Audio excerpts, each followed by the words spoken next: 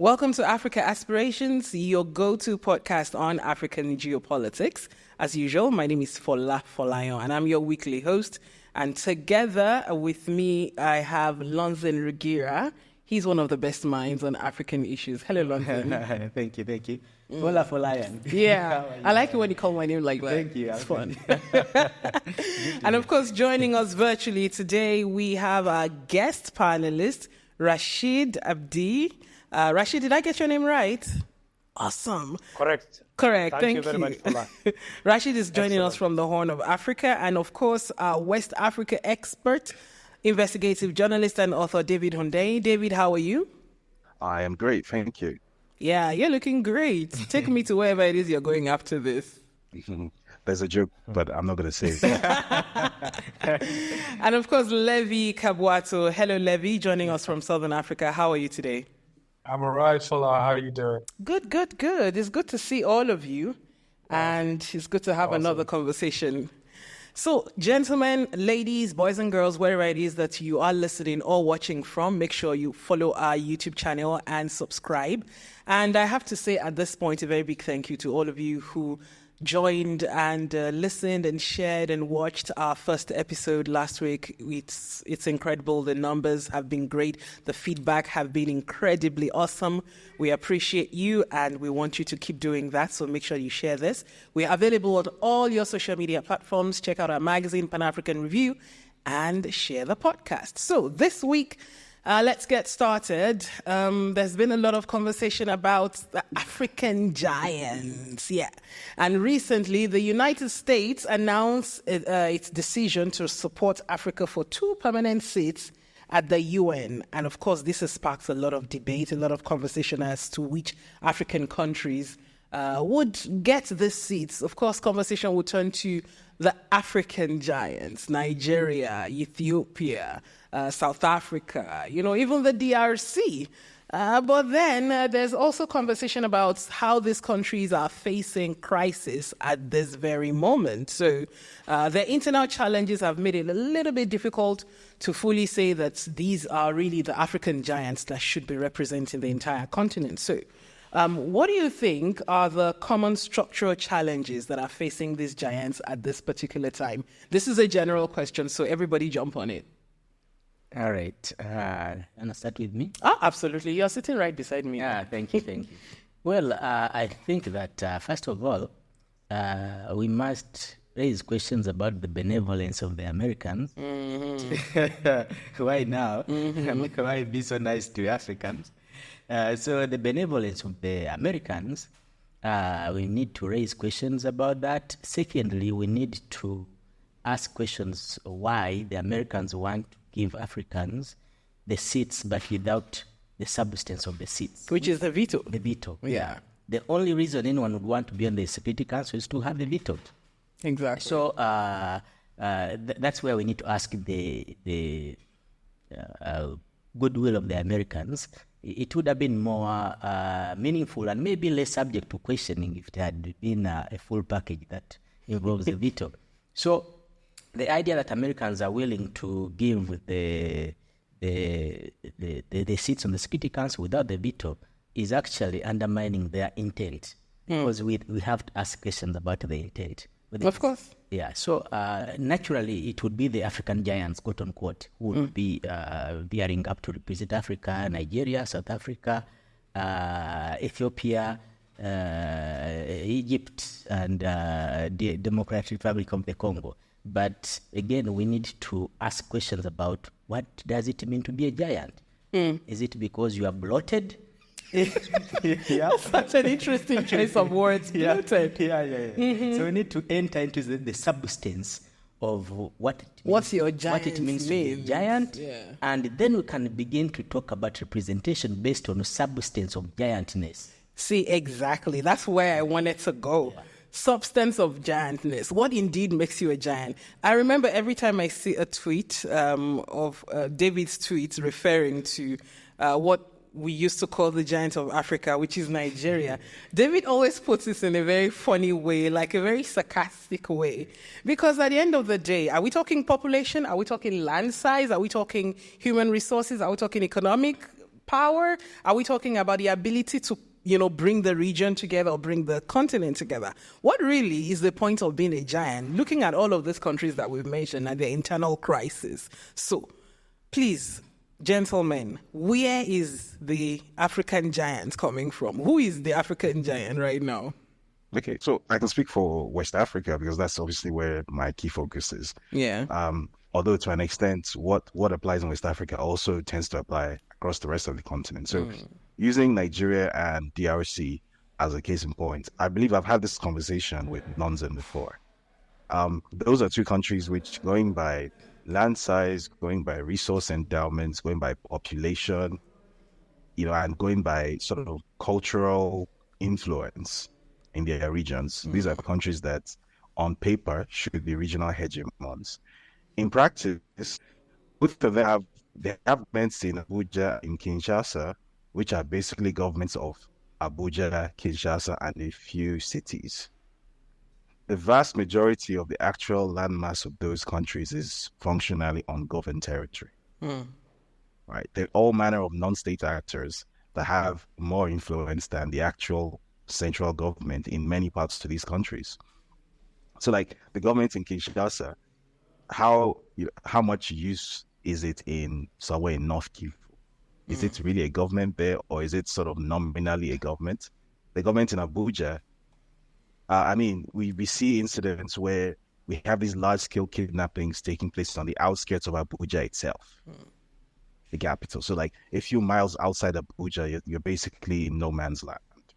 Right, so we have the situation where these supposed hegemons, or these states that are supposed to drive Africa's conversation forward, have very, very limited state capacity. It's a similar situation in Ethiopia, actually, where I'm made to understand that the current prime minister, in some spaces, is referred to sarcastically as a mayor, because the idea is that he only has the Ethiopian government only has influence in Addis Ababa, and outside the capital, there is just so much violence going on that nobody really has a handle on the situation there. So that's like what I see as the major problem that these big players have. They don't have a handle on their own internal affairs, which is the most important thing.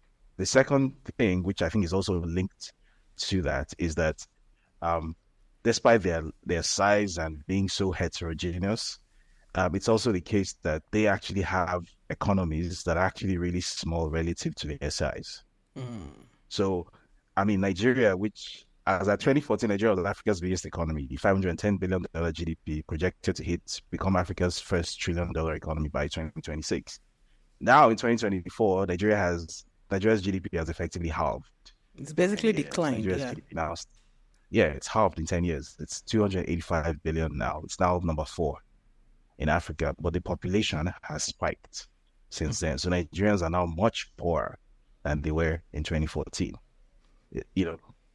David, I'll come back to you for a minute. I just wanted Rashid to comment on, because you touched on his region for a minute. Yes. So yes, I wanted him to comment on that, and then we'll come to Levi, and then we'll take it around again. Hello, everybody. Thank you very much, Fola, and thank you, Lonzen.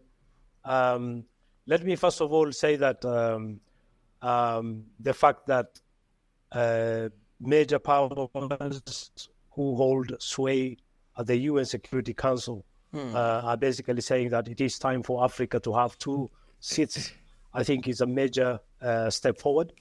Africa's profile has risen remarkably in the last 10 years. I grew up when Africa didn't matter at all. And Africa was very marginal. Today, every country in the world is quoting Africa. Africa's geopolitical profile has risen, largely because I think also nature hasn't given us a lot of resources, but unfortunately it hasn't given us everything. So we still lack the peace and stability, and also the education to basically extract these minerals and also to become prosperous. So I think there are definitely signals that this is a major step forward. But as you suggested, it's not going to be easy to first of all pick the right African state. Much of Africa remains in crisis. there are conflicts. Many of the so-called major, or as Fola said, giant states in Africa are all experiencing their own internal problems. I think we need to step back a little and look at when the UN system was created. This was a post Second World War instrument that was created by the victors to stabilize the world. And naturally, all of them had nuclear weapons. And part of the reason why they stuck to the veto was in order to have this hegemony over the world. We can debate about whether they made a good job of that power or not, but I think clearly there has been a long campaign in Africa, but also in the global south, to democratize the UN system, to abolish the power of veto, and to increase representation. I am all for that, and I think it is a great step that Africa has finally been allowed to at least put forward two African states. The big question is now going to be, what are the criteria that will be used? And as David, hinted at, is it going to be demographic size? Is it going to be military might? Is it going to be economic clout? Is it going to be diplomatic influence? How do you get the right mix? Which state in Africa has all those essential ingredients combined? I will throw some of the names that have also been thrown around, which is, first of all, Nigeria. It is an immensely important country, the most populous state in Africa, with a massive economy, with also big natural resources. And so clearly an economic, diplomatic, and military powerhouse. It has been in crisis for some time, internal insurgencies and so on. Hopefully, at some point, Nigeria will still emerge as a strong state, and also a democratic state that is able to assert its place in Africa, stabilize the region, but also act responsibly in the world. Another, I think, criteria which is also important, is what I call moral or democratic power. And I think clearly Nigeria may not fit that precisely, but I think South Africa probably would. It's still a very strongly constitutional state, has a very strong liberal constitution, and has very strong tradition of free, fair elections since Mandela's revolution. So clearly, it is a major state that should be in the contest. And I think also the fact that South Africa stood up for the Palestinian rights also indicates to me this is a state that has at least wants to play a moral leadership in the world, and not just in Africa. So those are, I think, the main essential ingredients. But coming back to the point which Fola raised, which is about Ethiopia. Ethiopia, for the last at least 30 years, has been one of the most interesting countries in the whole of Africa. A huge state, massive geography, big population, roughly 130 million plus.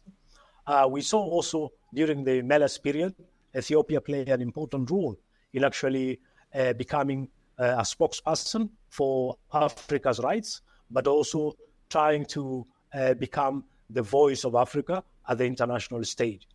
Unfortunately, Meles passed away, and power, went to a leader who quickly, I think, embroiled the country in its own internal crisis. We saw the Tigray War, roughly 1 million people were killed. This was the most horrific, tragic war in Africa's horn in the last century.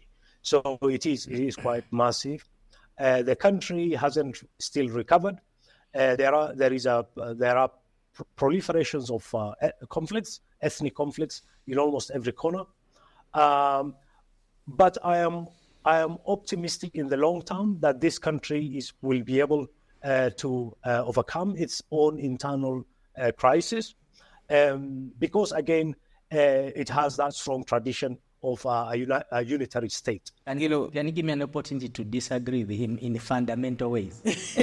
I know there's so many points that I know that would be disagreeing with. Fundamentally. But I wanted to ask Levi, because when he said South Africa would be a strong contender in terms of free and fair elections, in terms of the moral rights and democratic rights and all of that, I was looking straight at Levi's face because I wanted to find out: do you think South Africa deserves a seat on the UN? If we were to take a poll. Yeah, that's neither here nor there. I would say South Africa does deserve a seat, right? Because of the diplomacy. So if you're talking at a purely diplomatic level, diplomatic skills, ability to get people in the room to be heard and things like that, certainly South Africa. In terms of influence, though, say if you just take the example of what's happening currently with the energy crisis in South Africa, where the country is pretty much keeping European lights on all the time. Massive shipments of coal with an energy policy that says we're going to transition from fossils to renewables and things like that. Then you ask the question around giantness or giantry. How do you become a giant, right? Well, what you're leading with. If you become a giant through maybe, say, manufacturing or massive industrialization, then that policy alone of energy is taking South Africa away from the path of becoming a giant. So what does that mean a few years down the line? Or what does that then mean when you put a country like that on a global platform at the UN with such weaknesses that it has?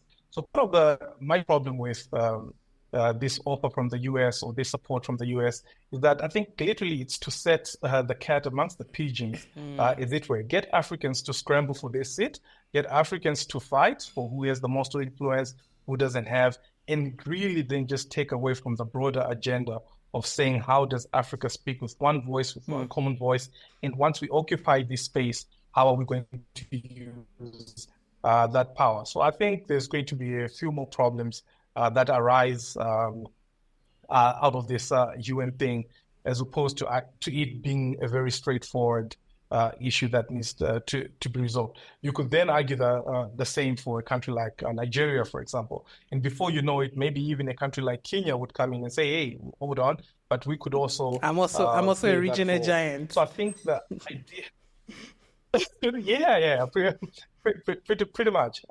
So I think with South Africa, you have the influence, you have the diplomacy, you have the capacity to do that. You even have, some would argue, maybe the finances to be able to play at that level.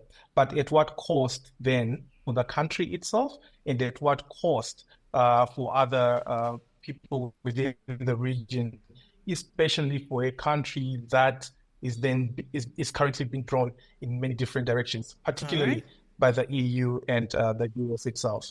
Okay, so this brings me to the question of integration, and I want to bring it back to you, Lonzen. I mean, we've all looked at the different regions, and we've seen that internally there are issues.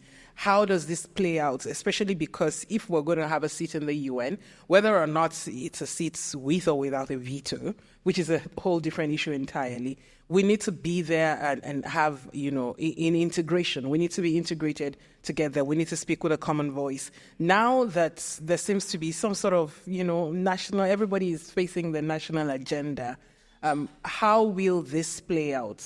How will each region with its own internal crisis, how does it affect African integration? And how does it affect us speaking with one voice when we do get that seat at the UN? Yeah, I think the first thing I'll do is to disagree with Rashid. Yeah. And to a large extent also disagree with Levi. Okay. So this idea that these giants should be given these Security Council seats because of what they hope to become, I don't agree with that. This idea that they are supposed to be Mandela's dream, and South Africa is a potential to live to Mandela's dream, but we don't see the potential. So I cannot give you a veto or a Security Council seat based on the idea that you may live up to Mandela's dream. So what do you mean you don't see the potential? You're saying that you don't see the potential in South Africa becoming more than what it is now? That's the thing. The ability to represent Africa should be based on substance. What are you today, and how are you able to pursue Africa's interests at the global stage, not what you might become? If the idea is about what you might become, the DRC should go on the Security Council. So this idea that, so if you have a country like Nigeria that is still lacks the capacity to govern itself, it has a large part of the territory under control of terrorists. You have a country like Ethiopia that still has all these fragmentation and militia along with different control of territory, where the state capacity is still questioned. You have the DRC where basically the government is in charge of Kinshasa and the rest of it is up to whoever is taking it. So the idea that these are potential giants is clear for everybody. But you cannot represent Africa based on potential. It is the reality of who you are that will represent Africa. When you look at South Africa, South Africa has, in next door neighbors, Mozambique, has terrorism. And South Africa is not only unable to go and demonstrate leadership in Mozambique, it was able to remove the soldiers that were in Mozambique to take them to the DRC, where it went to support a government that is committing a genocide against part of its population. So the issue of moral leadership that has been ascribed on South Africa because of what Mandela was supposed to become is just not valid in practice. Yeah. So, which brings us to the if that description of what these giants are concludes that we don't really have an African giant in practice. Therefore, this leads us to... Or maybe the definition of African giant should change from what we thought from what it was. Yeah, but that's the thing. If we change it to the potential, everyone has potential. Who doesn't? We all have potential. Yeah, Is then the question that is Africa even ready for this? So should we even be out of this conversation? Excuse me, we should be. Let me continue my point just to say. We should be. Yeah, Levi, don't even come there. If the potential giants, when scrutinized, lack the giantness in them, that concludes that any African country could potentially represent us, because there's no one that is peculiar in terms of giantness, in terms of having a natural right to represent us. Which leads us to what Kagame has proposed, a rotational chair in different regions, blocks, or a permanent African Union Commission. I think that is fair in the context of an Africa in which there is no clear giant. Can I jump in here? Okay, sure, Rashid. Go ahead. I think all states of the UN Security Council are dysfunctional. You have Russia, which is at war. You have China, which has its own domestic internal problems. You have the United States with its own internal problems. You have Britain with a declining economy, no longer what it was post Second World War. So the idea that you have a permanent giant to represent, or hegemon to represent international interests is not true. So Lonzen is right. It shouldn't be necessarily a function of how giant a state is. So we need to be, I think, creative and find ways in which we can, first of all, identify a state within Africa that is able to articulate African interests better than any other state. Then, secondly, a state that is able to also act within its neighborhood. There's no use putting a state which doesn't have a military muscle, which cannot stabilize its region. Yeah. So, exactly, I think you need a state with a strong military that is able to also assert control over its own territory. I tend to agree with you. I agree with you, just for a minute. I agree with you to a certain degree, Rashid, especially when it comes to, looking at the other members of, that Security Council, looking at the permanent member states in the UN. There is literally no country that, is there that doesn't have one form of dysfunction or the other. And to be honest, when we start to look at ourselves as Africans, this is my own opinion right now, when we try to look at ourselves as Africans and we think that we have to be perfect to be able to sit amongst these people, it's also a way of, we've started to see ourselves in the way they see us. Because as Black people, it is expected that for us to match up to the rest of the world, we have to work extra hard. We have to do extra. Meanwhile, they are allowed to be mediocre, they are allowed to be dysfunctional, and nobody is asking questions. They're not asking themselves, why should you have a seat because of this and this and that? So I don't think that we need to find that one perfect African state. There isn't actually, for them to say that, okay, now this is worthy of representing us. That's the point I wanted to, to bring into the conversation. But I'm curious. Bless you, Fola, because I think you have made my point very well. Thank you very much. Actually, but that time. I have a point. Time. Okay, I have a point to the point. All right, Levi first, and then Lonzen. David, you've been quiet. I can't wait to hear your thoughts. Yes, I have. Yes, I have. He's been trying to come in. David has been trying to come in. Yeah. This thing, Rashid says, this is post-1947 consensus, right? From the League of Nations to where we are now. So these states have had time. So they have had time to build their influence. They've had time to do all manner of things, and they've had time to actually consolidate their positions. And along the way, there has been significant things that have happened, right, within the international space that have either, sort of like threatened that power and also maybe reinforced it, as it were. Now, we also don't have to be naive in thinking around what these states have been thinking about Africa in particular, especially when it relates to how they see their own futures being sustained by the African continent, which is why I raised this example of South Africa and its energy supply to Europe, for example. So shipping massive tons of coal to Europe whilst actually putting South Africans themselves in darkness, right? So those things pretty much say to us, these countries, these powerful countries, they have already been thinking about, they may be 10, 15 years ahead of Africa, which is why now they're thinking, well, let's now just maybe involve these guys and put them there. But we are far behind. And so the giantry or the giantness, or whichever country comes in, I would even say put the smallest and the weakest country there. Give them the permanent seat and just see what happens. Probably nothing will be different from what we consider to be the so-called giants, as it were. My thing, and this is the last point, is just that Africa has not had the time and the luxury to think about this question in depth, and we are put at a disadvantage. Having anyone there will not resolve the question of us falling behind. It will not resolve the question of every other country within that Security Council having a plan for Africa and Africa not having a plan for itself. David, what's on your mind? So I think my perspective.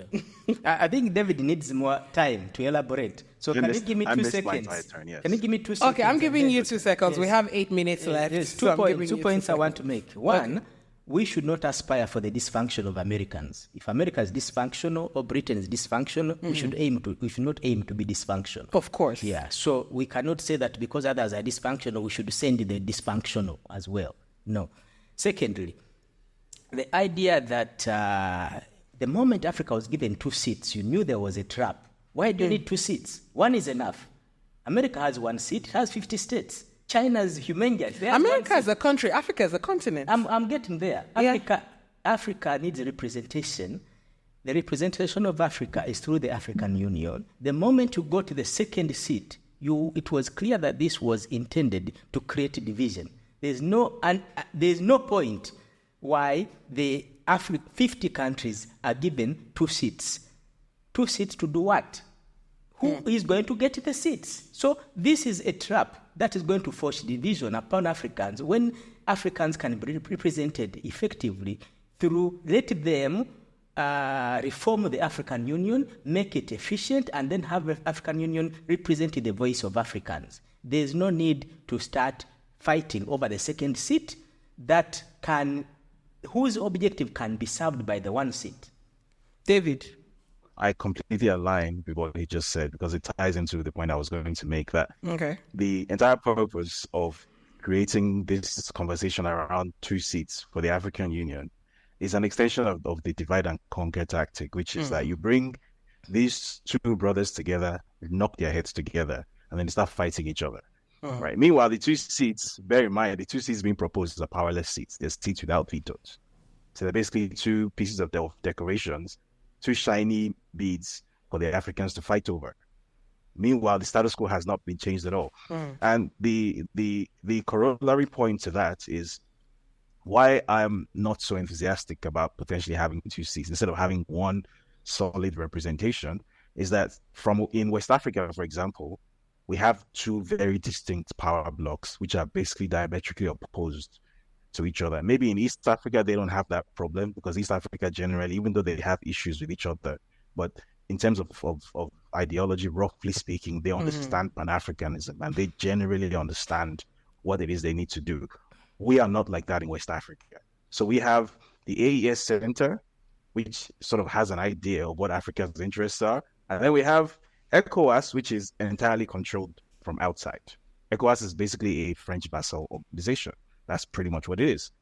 So if you have a situation where maybe there's a rotational seat, right? So one year, Burkina Faso has this power. The next year, Nigeria has it. You're going to have disjointed foreign policy, which has been one of Africa's biggest issues historically, where we don't have cohesive foreign policy alignments with each other.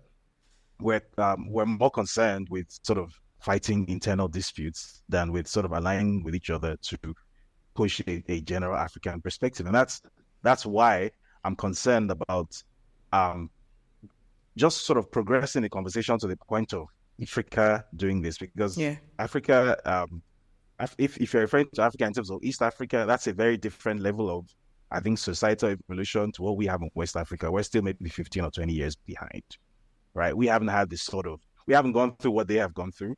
Even our experience of colonization was a lot more distant.